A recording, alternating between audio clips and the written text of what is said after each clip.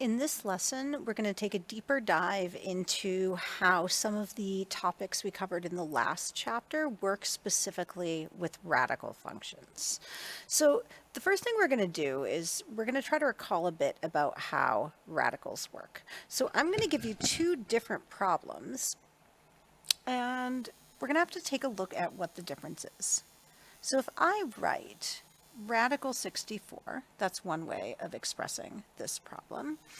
And if I also write x squared equals 64. So to a lot of people, these may appear to be similar problems.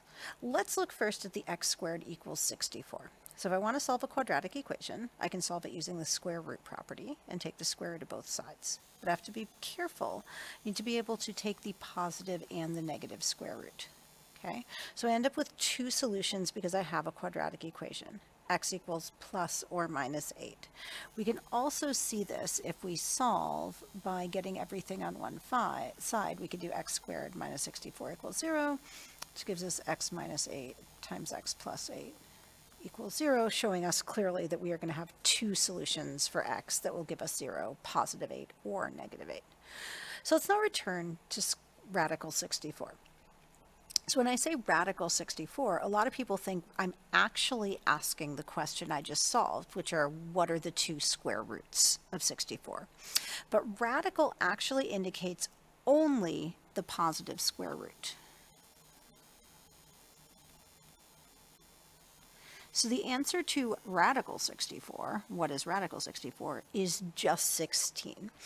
It's not that your teacher in Math 9 was ignoring the fact that we had another square root. It was simply that the radical symbol only means the positive square root. Okay, so what about if I have x cubed equals negative 81? Okay, well, let me see if I can simplify this. So here x should equal the cube root of negative 81. So why am I not saying the positive or negative cube root? Well, cube roots are actually one-to-one functions, as we talked about when we talked a little bit about inverse functions. So the cube root has one answer. It's only going to come out if it's negative, the cube root is negative. If x is positive, the cube root is positive. So now I just have to think about, and negatives inside a cube root don't cause the same problems as they would inside a square root. So if I get x equals, I'm going to take out the biggest perfect cube in here. That is negative 27 times the cube root of 3. So that 3 is stuck under my cube root. I'm not going to be able to simplify that anymore. So I am going to get negative 3, the cube root of 3. And with cube or any other odd roots, we do like to take out the negative if we can, because we like to have our coefficient be as much of the problem as possible. Okay, last problem. I have x to the power of 6 equals negative 1. So when I have an even root, that's not allowed to be equal to a negative, because when I'm multiplying negative numbers, pairs of them will cancel out. So if I have an even number of negative numbers and I multiply them all together, no matter what, they're going to turn out positive. So x to the 6th has two answers, equals positive 1 has two answers. X to the 6th equals negative 1s has what we call no real solution. Well, if there's no real solution, Miss Eaton, is there an imaginary solution? There is, but unfortunately that goes beyond the scope of what we're covering in this course. If you would like to learn more about imaginary numbers, please come talk to me or any other interested parties.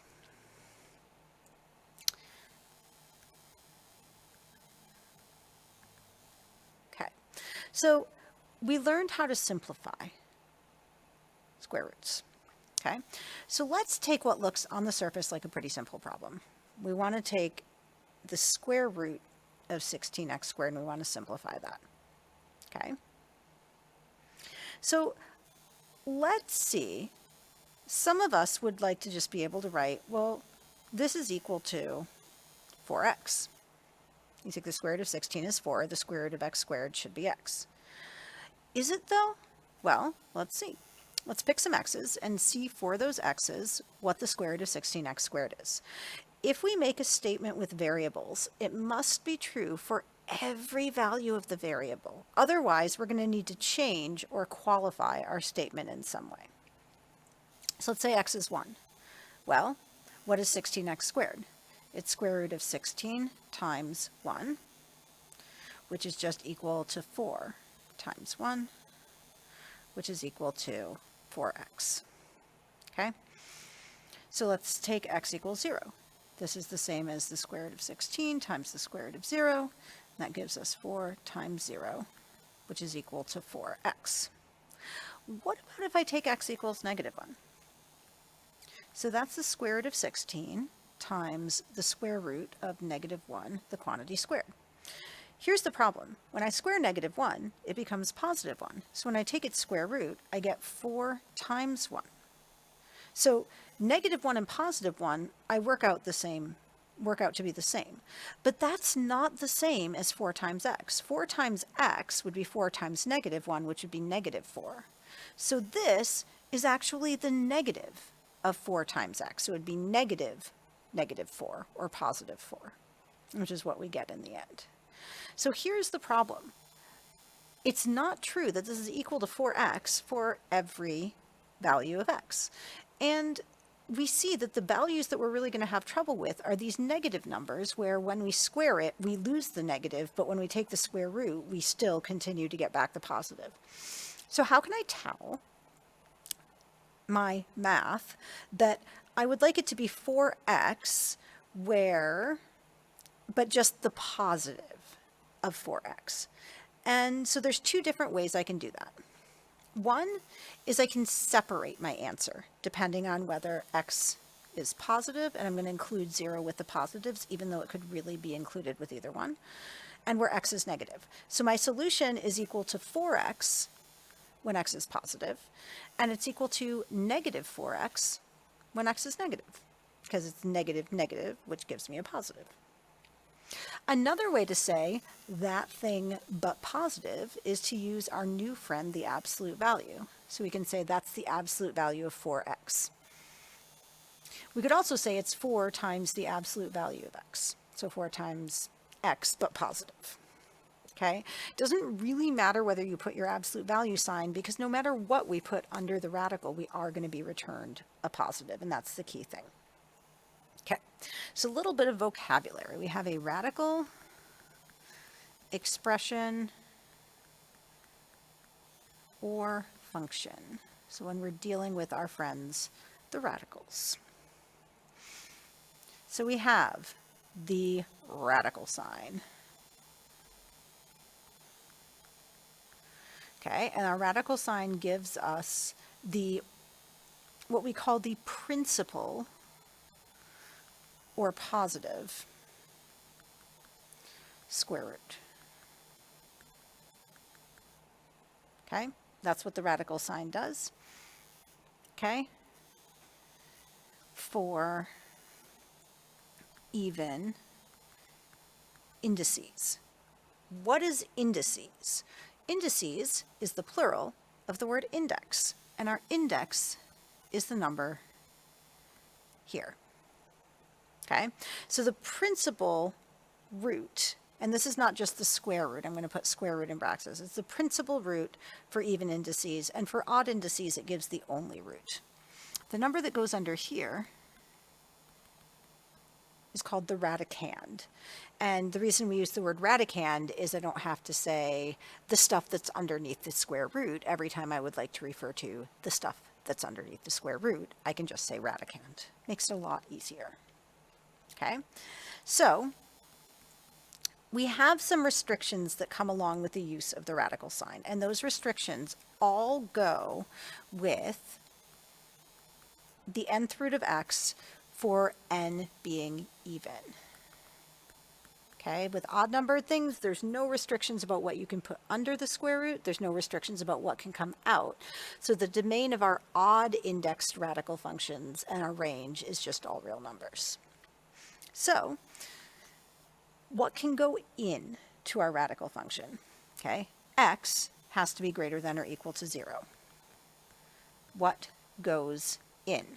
If there's a whole variable expression under the radical sign, the whole radicand has to be positive, not just the variable x. So the variable x might end up, if you have like y equals radical negative x, x may have to be negative. It's just that what's under the radical has to be positive. And here, the nth root for an even root also has to be positive. And this is what comes out. So what comes out of the radical, if there's other stuff added on or multiplied, doesn't matter about that. It's just what comes out of the radical itself comes out positive, because that's how we define that radical sign for our even indices.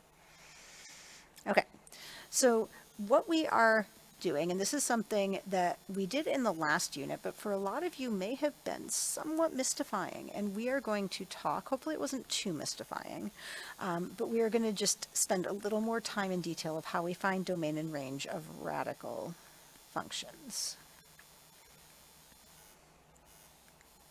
Okay, so example one. And this is just this is also just a really good example of how the topics in this course can be quite interconnected. So we're going to find our domain and range of a lovely radical function, y equals radical x plus 3 minus 2. Okay, so domain is about what goes in. So what goes in to our radical function, which is right here, I'm going to underline that x plus 3, that has to be positive. How do I mathematically say something is positive? Well, I say it has to be greater than or equal to 0. Equal is okay, because we can take radical 0 as just 0. It exists. So now I get that x has to be greater than or equal to negative 3. And that is my domain. For my range, well, I have y equals radical x plus 3 minus 2. And I'm trying to figure out what comes out of the radical function. So we're looking just at not what comes out of the whole function, but what comes out of this radical piece. So this has a minimum of 0. Okay, we can't go below 0 because the radical only returns positive numbers. So I know if this is equal to the smallest it can be, which is equal to 0, then I get, so we know this has to be greater than or equal to 0. So we get y has a minimum, my y values have a minimum of negative 2. Because if I have something that's positive or 0 minus 2, the smallest I can get is 0 minus 2, which is negative 2. So the range requires a little bit more thought, but really you're looking at what's the radical doing. It's got to be, whatever comes out has to be positive. If there's a negative in front of the radical, it's going to be positive, which then gets made negative. And you have to think it through that way in terms of, do you have a maximum or a minimum?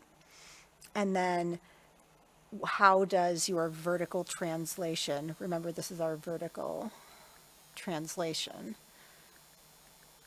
affect that maximum or that minimum of your radical function? Okay, let's look at a harder example. Because what's the fun and easy examples? This one was just x greater than something, y greater than something. What if it's not? Let's make that example 2. Apparently I can't count from 1 to 2 today.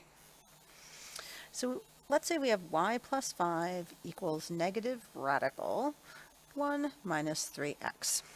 And I want to find the domain and range. Okay, so I have domain. So what I want is I want what's underneath the radical to be positive. So I have 1 minus 3x is greater than or equal to 0. I'm going to subtract 1 for both sides, so negative 3x is greater than or equal to negative 1. I'm solving an inequality, so I have to remember, if I'm going to divide my inequality by a negative, I have to switch the direction of my inequality. So that gives me x greater than or equal to, and we have to put a big star there, remember that. X is greater than or equal to 1/3. Our little star note is divide or multiply by a negative, we need to switch direction of inequalities, whether they have an equal sign or not. Doesn't matter. Multiply or divide by a negative, switch the direction. Okay, so x has to be less than or equal to 1/3. That makes sense, because if we have negative numbers going in for x, we'll get 1 minus a negative, which will give us a positive. And then numbers up to 1/3 will give us up to 1. And then anything bigger than 1/3, we're going to get 1 minus a bigger number, which would come out negative. And then, as we've said in the past, our radical would explode. Okay, so what if we want to look at the range. We have y equals negative radical 1 minus 3x minus 5. If we get that 5, what I'm doing here is just moving that plus 5 over so we have it as a function. So let's look here. Because we have a minus on the outside, this thing, that whole thing that I've just circled, that piece of the function has to be negative. Okay, because the radical will return a positive, and then we've made it negative. So this must be negative. And because it must be negative, it means we have a maximum of just this piece of the function is going to be 0. So the minimum could be 0 or the maximum could be 0. Here the maximum is 0, because if we want to make it not negative, we have to make it 0. Okay, so if the maximum is 0 and then I take 5 away from that, it means that my new maximum is negative 5. I can't, this whole expression, my y values can't get bigger than negative 5, so my y is less than or equal to minus 5. If you prefer, you can also think these domain and range things through in terms of transformation. So your basic, if you remember from transformations, your basic radical graph looks like this, and you've got this starting point. That's kind of how we think about and reference this function. It's got that starting point, which gives you the minimum for x, minimum for y. So let's take a look at this more complex function in that light. We have y equals negative. We're going to write it in function form with the y isolated. 1 minus 3x minus 5. So let's put it into a nice form for looking at it in terms of transformations. So we have y equals minus radical. We have to factor out our b, which is minus 3 bracket x minus 1/3, and then minus 5.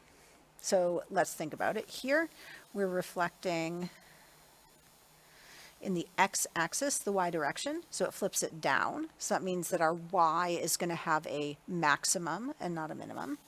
Here we're reflecting y-axis, so that's side to side, so that means our x is going to have a maximum and not a minimum. Okay, and this is our horizontal translation. We're going right by 1/3, and this is our vertical translation down 5. And so we can see we flipped it. If you think about what these transformations mean, we flip it in both axes, so we go here. That takes us to here with both reflections. We flip it over both axes, and then we're going to move it to 1/3 x negative 5 y. So that's our 1/3 negative 5 is our starting point. So from there we can clearly see that the x has to be less than 1/3 and the y has to be less than negative 5.